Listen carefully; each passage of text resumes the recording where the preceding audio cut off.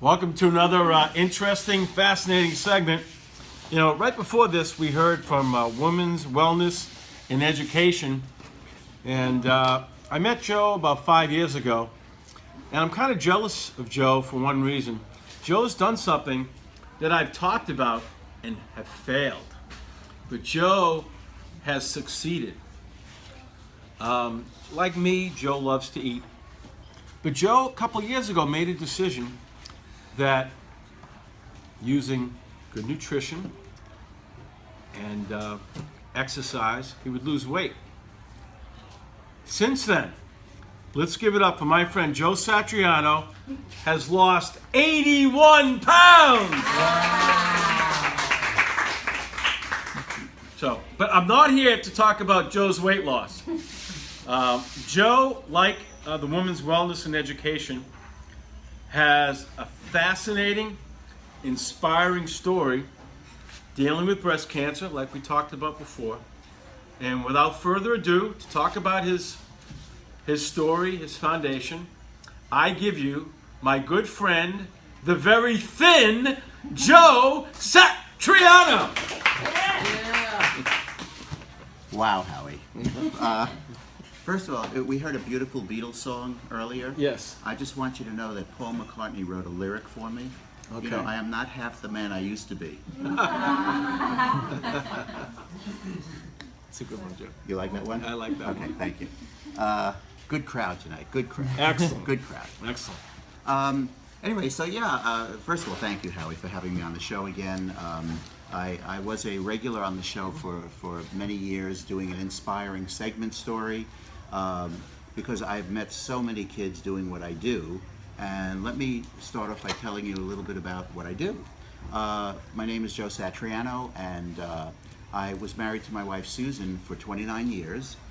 We were both high school math teachers. Please don't hold it against me. And of course, being high school math teachers, you know, we did multiply. I take it back about it being a good craft. Is the microphone working? Maybe that's the problem. Yeah, okay.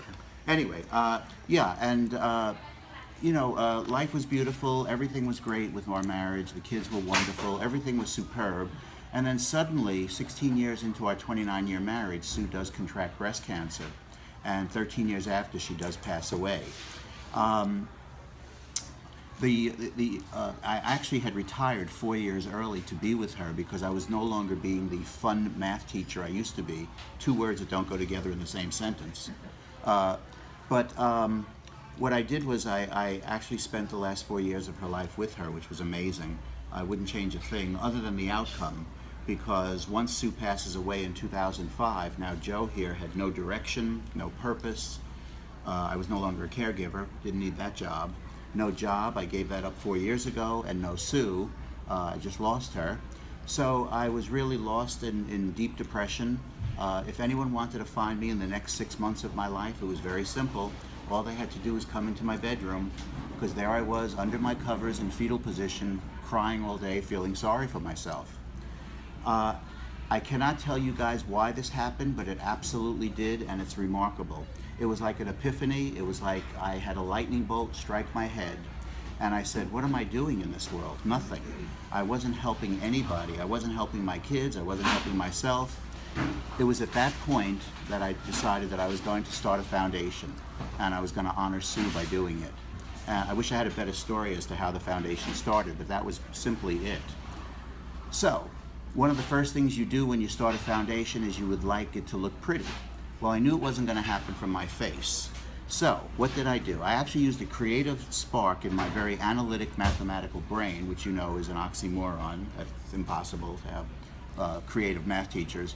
I actually developed the logo for the foundation, which if you notice is a double S kissing at a pink heart for the Susan Satriano Foundation.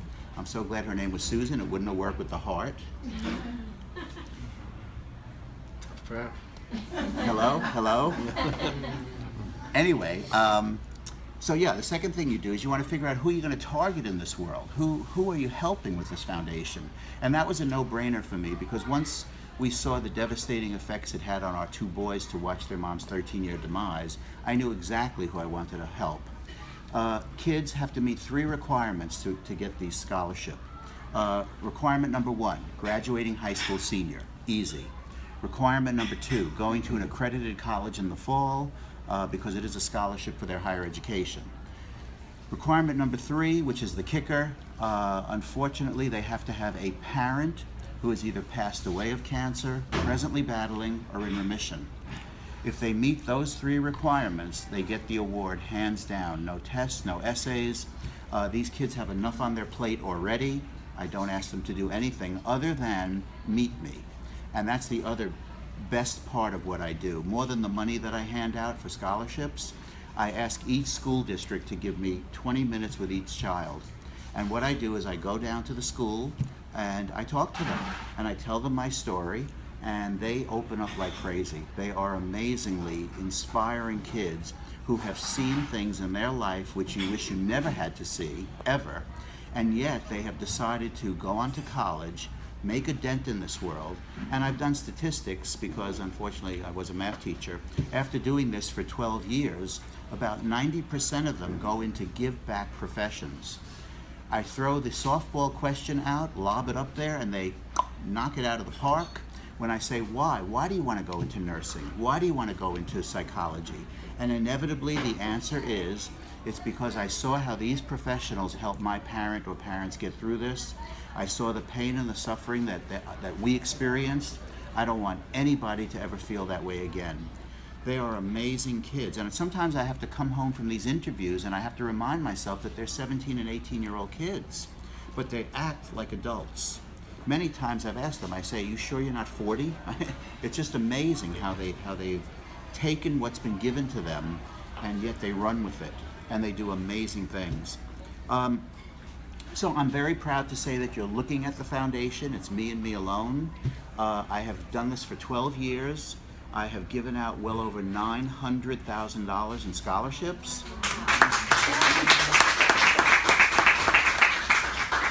And I've helped over 1,300 kids across the nation. And I do say across the nation. The kids who are in the states that are a little too far for me to travel, and especially after when we hear Rich's segment about aviation, that'll keep me on the ground even further. So what I do with those kids is I do a Skype interview with them. So they're in my living room anyway. The only disadvantage, Howie, is that I do have to get dressed. Only waist up, though. Okay. Yeah. They don't know what's going on below the desk.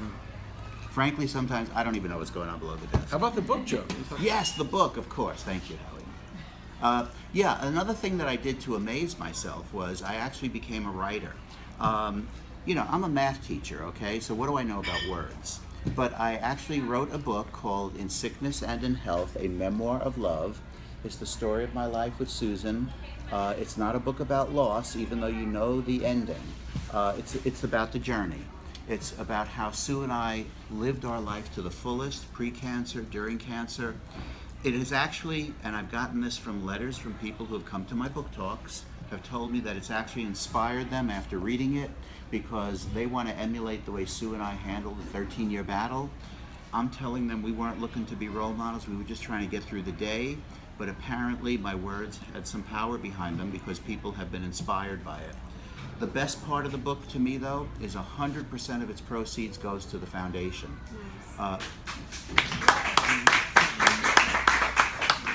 Since the book's been out, the foundation's grown by over $20,000. It continues to grow. It's amazing in leaps and bounds. I'm actually writing a second book, Howie. And the name of that book is? Ah, yes. Since we were both high school math teachers, by the way, we should take this on the road. You know that, yeah. right? By the way, I do know the name of the book. Does this, since they were both math teachers, does it make sense the name of the book is called Aftermath? Do I have too much time on my hands or what? Seriously. But yeah, that book actually will take you from the moment Sue died to the present. And I really do believe that's going to be even more helpful for people because it's very rare to find a guy who spits his guts out about losing a spouse to cancer and talks about how depressed we were and how deep that abyss was, and yet here we are today. So hopefully will end on I know it will end on an inspiring note. And that book is out. Want to get it on the show? Oh, thank you. Yeah. Well, it's actually back in my home. I now have to re-edit it. Okay. And yeah, it's going to be out in about 3 months, which is great. And again, 100% of those proceeds will go to the foundation as well. So if anyone is interested in purchasing a book or looking at the website, by the way, Sue is Jewish, I'm Catholic. Anyone who purchases a book is doing a mitzvah. Yeah. She taught me all those words. You know what that is, right, Howie? Absolutely, yep. Absolutely. Yeah. Mitzvah, good deed. The website is www.susansatrianofoundation.com. Or you can call me, I'm lonely. It's 516-603-5520. I foot the bill for the shipping of the book. You'll get an autographed copy of it. And more importantly than anything else is you're helping kids. That's the bottom line here. We talked about with these beautiful women in front of us about education. That's what these kids are all about. They want to go on. They want to continue. They want to make a dent in this world, and they do. They've written to me. I've become lifelong friends with many of them just because of that bond that we share. Unfortunately, we walk the walk together. So it's been an amazing run. I continue to do it. It's not work, it's love. And places like Halftime Howie Show, which allows me to talk about it and get the word out, is very vital to me. And that's why, Howie, I do appreciate your having me on the show. And let's not be strangers, okay? All right. Thank you. Absolutely. Joe Satriano, ladies and gentlemen. Has anyone seen this sign here? Yes. I believe in the saying, ever heard of the saying, give credit where credit is due? Yes. Now, these 3 words, information, entertainment, inspiration, I cannot take credit for those words describing our show. That was the genius, the idea, total credit for those 3 words has to go to my friend, Joe Satriano. And Joe, hasn't our show defined those 3 words today when you really think about it? Every show is another incredible episode of inspiration and information and entertainment, just like today. It's all, you've got it all, Howie. You got the total package. Yeah. Joe, when I heard from Melanie that her friend was going to talk about surviving breast cancer and your story with Sue about giving out so many scholarships, and we always have fun. In the year 2016, Joe gave out 257 scholarships, and I felt a connection with that. You know why I felt a connection with that, Joe? Tell me again, Howie. Joe gave out 257 scholarships in the year 2016. I happen to be born in 257. So you see there's a connection there. But Joe, thanks once again, because this show is why we do the show. We hear inspiring stories, and we love bringing on, and how cool is this? 10th grader Taylor Greenberg, giving young students the opportunity, and they just rise to the occasion, just like your students rise to the occasion when given the scholarships.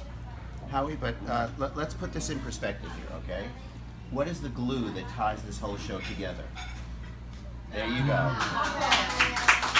Thank you, Howie, for giving us all the opportunity to shine. And by the way, folks, I just want to tell you what a great friend Joe is.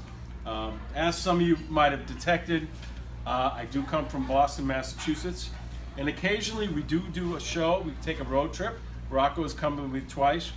And twice, when we did a show in Boston, Joe came all the way from Oceanside to be a part of our shows. So that was very cool. Great friend.